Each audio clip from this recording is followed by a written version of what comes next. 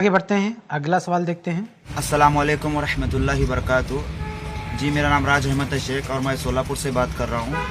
मेरा एक छोटा सा सवाल था कि किसी को जिन या जादू के असरात हो तो उसको वो किस तरह दम करे, उस पर कि दम करने का तरीका क्या होना चाहिए।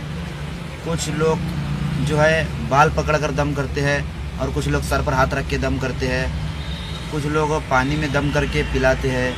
अलग अलग तरीके हैं देखा मैं, तो सही तरीका क्या है कि अल्लाह के रसूल में किस तरह दम करते थे लोगों पर। बड़ा मेहरबानी इसका जवाब दिया। अस्सलाम वालेकुम वरहमतुल्लाह। नाज़रीन, ये हमारे एक भाई हैं शोलापुर से सवाल कर रहे हैं। ये कह रहे हैं कि ये जो जादू वगैरह या जो भी है दम वगैरह करने की ज़रूरत पड़ती है तो उसका तरीका क्या है। यानी कोई आदमी परेशान है, उसको रुक़या करने की ज़रूरत है, दम करने की ज़रूरत है, तो उसका तरीका क्या है। भाई साहब ने ये भी कहा है, कुछ बताया है एक दो चीज़ें कि कुछ लोग पानी पर दम करके देते हैं, कुछ लोग हाथ पकड़ लेते हैं किसी का, कुछ लोग सर पे हाथ रखते हैं। ऐसे अलग अलग तरीका है। तो ये पूछ रहे हैं कि क्या तरीका है रुक़या करने का, दम करने का, यानी दुआ पढ़ने का क्या तरीका हो सकता है। तो देखिए, कुछ सूरतों के बारे में तो ख़ास तौर से रवायतें मिलती हैं कि उनको ऐसे मौके पे पढ़ना चाहिए। जैसे मौज़तैन है, इसको पढ़ना चाहिए, या ऐसे आयतुल कुर्सी है, उसकी भी ये फजीलत है कि शैतान वगैरह से उससे हिफाजत होती है, तो वो पढ़ना चाहिए। सूरह फातिहा की भी फजीलत है। तो ऐसी बहुत सारी आयात या सूरतें हैं कि जिनके पढ़ने की फजीलतें मनसूस हैं कि ऐसे मौके पर इनको पढ़ा जाए। इसके अलावा रुक़या में देखिए एक हदीस है अल्लाह के नबी सल्लल्लाहु अलैहि वसल्लम की, सुनन अबी दाऊद की हदीस है, हदीस नंबर 3886। उसमें औफ बिन मालिक रज़ी अल्लाह अन्हु फरमाते हैं, कहते हैं कि कुन्ना नरक़ी फ़िल जाहिलिया, कि हम ज़माने जाहिलियत में रुक़या करते थे। फ़क़ुलना या रसूल अल्लाह, तो हमने कहा कि अल्लाह के रसूल सल्लल्लाहु अलैहि वसल्लम, कैफ़ तरा फ़ी ज़ालिका, कि आपका इस रुक़ये के बारे में क्या ख्याल है। हम ज़माने जाहिलियत में इस तरह से रुक़या करते थे, आप क्या फरमाते हैं। फ़क़ाल इरदू अलैया रुक़ाकुम, कहा कि कैसे तुम रुक़या करते हो, ज़रा मुझे बताओ। तो बताया, तो कहा ला बास बिरुक़ा मा लम तकुन शिरकन, कहा इस तरह रुक़या करने में कोई हरज की बात नहीं जब तक कि वो शिरक ना हो। तो इस हदीस से क्या पता चलता है कि एक तो देखिए वो सूरतें और वो आयात जो मनसूस हैं कि इन्हें रुक़ये के तौर पर पढ़ना चाहिए, उनको पढ़ना है। और दूसरा ये कि आप अपनी मर्ज़ी से भी सूरतें मुंतखब कर सकते हैं पढ़ने के लिए, आयतें मुंतखब कर सकते हैं पढ़ने के लिए। रुक़या के लिए आप अपनी सवाबदी से भी आयतें सूरतें मुंतखब कर सकते हैं पढ़ने के लिए, क्योंकि ये हदीस क्या कह रही है कि ला बास बिरुक़ा मा लम तकुन शिरकन, कि जब तक शिरक का शायबा ना हो, शिरक ना आए, तब तक किसी भी तरीके से आप रुक़या कर सकते हैं। तो कुरान की कोई भी आयत पढ़ना है, कोई भी सूरह पढ़ना है और किसी भी तरह पढ़ना है, आप उसको पढ़ सकते हैं, दो शर्तों के साथ, दो चीज़ों का ख्याल करते हुए, दो शर्तों के साथ। एक ये कि वो शिरकिया ना हो, उसका जो मवाद जो आप पढ़ रहे हैं कुरान हो या कुछ और कह रहे हैं तो वो शिरकिया ना हो, और इसी तरह से आप जो तरीका इख्तियार कर रहे हैं वो तरीका भी मुशरिकाना तरीका ना हो और उसमें शिरक ना हो।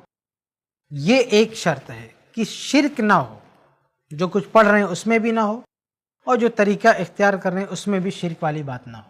दूसरी शर्त यह है कि किताब व सुन्नत की मुखालफत ना हो। अगरचे आप एक ऐसा काम कर रहे हैं जो शिरक नहीं है, लेकिन रुक़ये के लिए आप एक ऐसा तरीका अपना रहे हैं जो किताब व सुन्नत के खिलाफ है। मिसाल के तौर पर भाई साहब ने ये कहा कि कुछ लोग सर पे हाथ रख के रुक़या करते हैं, कुछ लोगों को तो बाकायदा ऐसे हाथ पकड़ के रुक़या करते हैं। सिर्फ मर्द नहीं बल्कि कोई औरत होती, एक मर्द होता राक़ी, वो एक औरत का हाथ पकड़ के रुक़या कर रहा होता। तो ये तरीका ऐसा है जो किताब व सुन्नत के खिलाफ है। अल्लाह के नबी सल्लल्लाहु अलैहि वसल्लम जो नबी थे और बैअत लेना था, तो सहाबे कराम से, मर्द हजरात से आप सल्लल्लाहु अलैहि वसल्लम ने हाथ मिला के बैत किया। एक औरत ने बैत के लिए हाथ बढ़ाना चाहा तो अल्लाह के नबी सल्लल्लाहु अलैहि वसल्लम ने हाथ खींच लिया, कहा इन्नी ला उसाफिहुन निसा, कहा कि मैं औरतों से मुसाफा नहीं करता हूँ।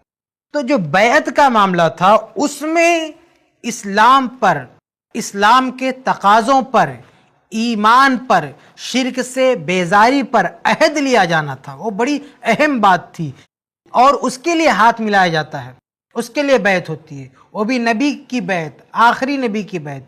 लेकिन इस बैत का जो तरीका था हाथ से हाथ मिलाना, اس طریقے کو ختم کر دیا گیا ایک عورت کی وجہ سے۔ تو آپ سوچیں کہ اتنے اہم موڑ پر بیعت کر لی گئی بغیر ہاتھ ملائے، تو رقیہ کی کیا حیثیت ہے اس کے سامنے؟ بیعت جو آپ صلی اللہ علیہ وسلم نے کیا ہے، جس پر آپ نے عہد و پیمان لیا ہے ایمان پر باقی رہنے کے لیے اور شرک سے بیزار ہونے کے لیے، اس کے سامنے اس رقیہ کی کیا حیثیت ہے؟ تو جب وہاں ہاتھ نہیں ملایا آپ صلی اللہ علیہ وسلم نے کسی عورت سے، تو رقیہ کے نام پہ ایک راقی کسی عورت سے ہاتھ کیسے ملا سکتا ہے؟ اس کے سر پہ ہاتھ کیسے رکھ سکتا ہے؟ اس کو کیسے پکڑ سکتا ہے؟ تو جو راقی بھی کسی عورت کا ہاتھ پکڑتا ہے، کسی عورت کے سر پہ ہاتھ رکھتا ہے، اس کے جسم کو ٹچ کرتا ہے، چھوتا ہے، وہ راقی نہیں، بہت بڑا شیطان ہے۔ اس سے خود بھی بچیں اور دوسروں کو بچائیں۔ تو رقیہ جو آپ طریقہ پوچھ رہے ہیں، طریقہ ہو یا جو بھی اس میں پڑھ رہے ہیں، جو بھی کام کر رہے ہو، ان سب میں یہ دو بنیادی شرط ہے کہ وہ شرک نہیں ہونا چاہیے، اور دوسرا کتاب و سنت کے خلاف کوئی بھی عمل نہیں ہونا چاہیے۔ اور کتاب و سنت کے خلاف عمل کی مثال میں نے دیا کہ کسی عورت کا ہاتھ پکڑنا یا اور کوئی بھی ایسا کام کرنا جو کتاب و سنت کی روح سے جائز نہ ہو۔